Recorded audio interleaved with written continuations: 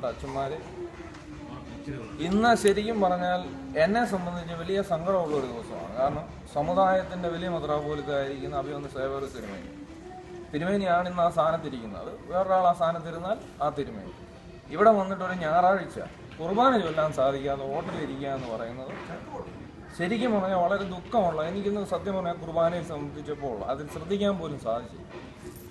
കാരണം ഞാൻ കൊച്ചുനാളിലെ മുതൽ കണ്ടുവന്നിരിക്കുന്ന ഒരു സമുദായം, എൻ്റെ അപ്പന്മാരും എൻ്റെ അപ്പനും അപ്പൻ്റെ അപ്പനും അങ്ങനെ അവരെല്ലാം എന്നും സമുദായത്തിൽ പല വിഷയങ്ങളുണ്ടായപ്പോഴും സമുദായ മെത്രാപ്പോലീത്തെയും സമുദായത്തെയും സ്നേഹിച്ചിട്ടുള്ളവർ. അത് അവിടെ ഇരിക്കുന്ന വ്യക്തി പേഴ്സണൽ അല്ല, ആ സമുദായവും ആ സമുദായത്തിൻ്റെ വലിയ മെത്രാപ്പോലീത്തായിരിക്കുന്ന ഇപ്പോൾ അഭിവന്യ സേവകർ തിരുമേനി.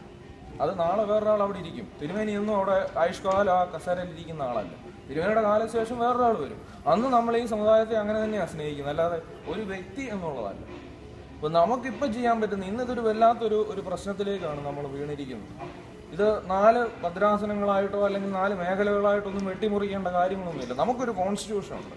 ആ കോൺസ്റ്റിറ്റ്യൂഷൻ അനുസരിച്ചാണ് ഈ സമുദായം ഭരിക്കപ്പെടേണ്ടത്. അതിനനുസരിച്ച് തിരഞ്ഞെടുക്കുന്നവർ ആ സ്ഥാനത്തിരിക്കണം. ഞാൻ ജമാഅത്തിനാണ്, അല്ലെങ്കിൽ ഞാനൊരു പള്ളിയിലെ അസിസ്റ്റന്റ് വികാരിയാണ്, മറ്റൊരു അച്ഛനാണ് അവിടുത്തെ വികാരി. ഞാൻ അച്ഛനെ ഭരിക്കേണ്ട കാര്യമില്ല.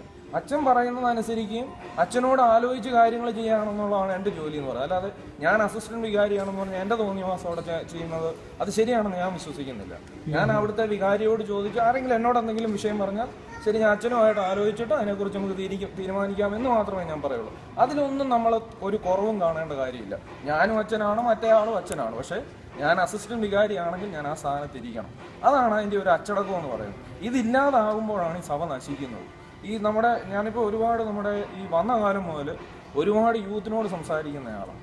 അവർക്കൊക്കെ നമ്മുടെ പള്ളികളിൽ വരുമ്പോൾ വളരെ പ്രയാസം, അവർക്കൊക്കെ വളരെ ഇഷ്ടം. എൻ്റെ കൊച്ചു കുഞ്ഞുങ്ങൾക്ക് ഞാൻ രാത്രി ചിലപ്പോൾ കിടത്താൻ തുടങ്ങും, അവരെന്നോട് പറയും നമ്മുടെ ഈ ധൂവപ്രാർത്ഥനയുടെ അന്നേരത്തെ പാട്ട് പാടാൻ പറയും. കാരണം അവർക്ക് ഇഷ്ടമാണ് ആ പാട്ട്, ആ സ്പീഡിൽ പാടുന്ന അവർക്ക് വലിയ സന്തോഷമാണ് കേൾക്കുന്നത്. അപ്പോൾ ഞാൻ അത് പാടിക്കൊണ്ട് അവരെ ചിലപ്പോൾ ഉറക്കും. നമ്മുടെ കുഞ്ഞുങ്ങൾക്കൊക്കെ നമ്മുടെ സർവീസും നമ്മുടെ പ്രാർത്ഥനകളും ഇതൊക്കെ വളരെ ഇഷ്ടമാണ്. പക്ഷെ പള്ളി വരുമ്പോൾ കാണുന്ന ഈ അടിയും തൊഴിയും കണ്ടിട്ട് അവർക്ക് പള്ളിയിലോട്ട് വരാൻ തന്നെ ആഗ്രഹമില്ല. ഇപ്പോൾ അവരൊക്കെ ഈ പറഞ്ഞ് ജോയൽ ഓസ്റ്റി അതുപോലുള്ളതായ മറ്റ് പ്രൊട്ടസ്റ്റന്റ് വിശ്വാസങ്ങൾ കേട്ട് അവിടെ പോയിരുന്ന് അവർ പോവുകയാണ്. ഇതുകൊണ്ട് എന്താ നമുക്ക് നേടുന്നത്? നമ്മളൊന്നും നേടുന്നില്ല. നമ്മുടെ കുഞ്ഞുങ്ങളെ നഷ്ടപ്പെടുത്തുക. പ്രത്യേകിച്ച് ഇവിടെ അമേരിക്കയിൽ ഞങ്ങൾ യങ്സ്റ്റേഴ്സ് ആയിട്ടുള്ള ആർക്കും ഇങ്ങനെ ഇവിടെ വന്ന് കുഞ്ഞുങ്ങളെ നഷ്ടപ്പെടാൻ ആഗ്രഹിക്കുന്നവരല്ല. അതുകൊണ്ടാണ് നമ്മൾ ഇതിനു വേണ്ടി രക്തം തിളയ്ക്കുന്നത്, അല്ലാതെ നമുക്കിത് വേറെ ഒന്നും ഉണ്ടായിട്ടല്ലല്ലോ. അപ്പം ഇങ്ങനെ ഒരു സംഭവം ഇവിടെ ഉണ്ടായി. ഇപ്പോൾ സമുദായത്തിൻ്റെ മെത്രാപ്പോലീത്തയായിട്ട് തിരഞ്ഞെടുക്കപ്പെട്ടയാളാണ് അഭിവന്യ തിരുമേനി. മറ്റുള്ളവർ സഹായമെത്രാന്മാരായിട്ടാണ് തിരഞ്ഞെടുക്കുന്നത്.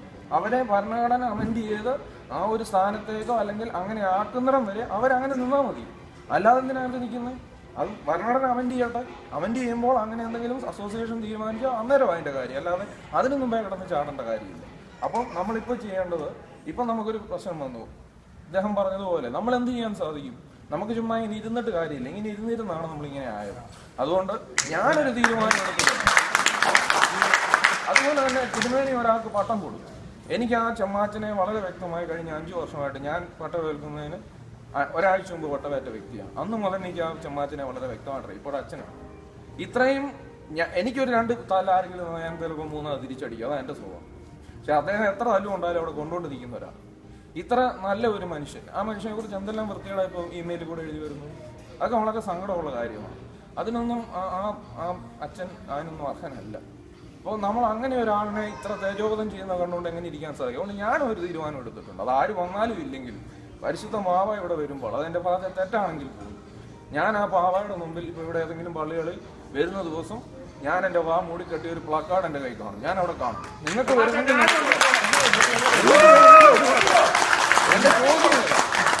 എനിക്കൊരു ചോദ്യം പാവാടി ചോദിക്കാനുണ്ട്. നമ്പർ 338 നമ്പർ കൽപ്പന എന്ന് പറയുന്നത് നമ്മുടെ കോൺസ്റ്റിറ്റ്യൂഷന് കോൺട്രഡിക്റ്റ് കൊണ്ട് എഴുതി വെച്ചിരിക്കുന്ന കൽപ്പനയാണ്. അങ്ങനെ ഒരു കൽപ്പന എഴുതാൻ ബാവായിക്ക് പറ്റില്ല. ബാവായിക്ക് എന്ത് കൽപ്പനകളും എഴുതാം, നമ്മളോട് പലതും കൽപ്പിക്കാം. പക്ഷേ അത് നമ്മുടെ കോൺസ്റ്റിറ്റ്യൂഷന് വിധേയപ്പെട്ടുകൊണ്ട് അങ്ങനെയുള്ള കാര്യങ്ങളെ പറയാൻ ഒക്കത്തുള്ളൂ. അതായത് ഇവിടെ ഇപ്പം ഒബാമ അമേരിക്കൻ പ്രസിഡന്റ് ആണെന്ന് പറഞ്ഞുകൊണ്ട് ഒബാമയുടെ ഇഷ്ടത്തിന് എന്തും എഴുതാൻ പറ്റില്ല. ഒബാമയ്ക്ക് ഇവിടുത്തെ കോൺസ്റ്റിറ്റ്യൂഷൻ അനുസരിച്ചുള്ള കാര്യങ്ങൾ മാത്രമേ ചെയ്യാൻ സാധിക്കുകയുള്ളൂ.